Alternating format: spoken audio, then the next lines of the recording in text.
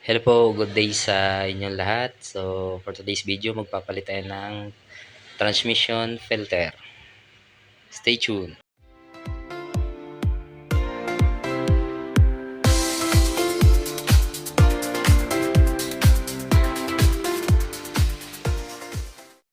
So, good day sa lahat. For today's video, magpapalit tayo ng transmission filter. So, ayan, nabaklas ko na siya. So, dalawang transmission filter yung papalitan natin sa Mirage G4. So, ayan yung isa. Dito po yan, sa ilalim.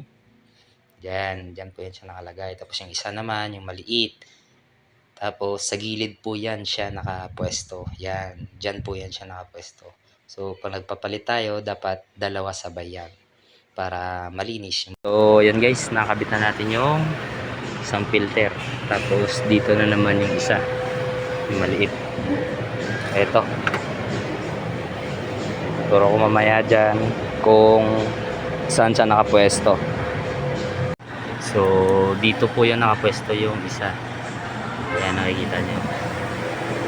Ayan. Yung malabo lang. Ayan, yan siya.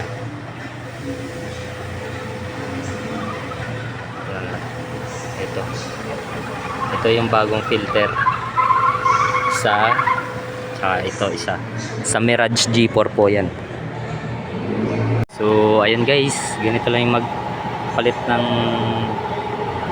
transmission filter sa Mirage natin. So dalawang filter siya, isa dito tsaka isa din dito, yung maliit. So ayun, thank you for watching.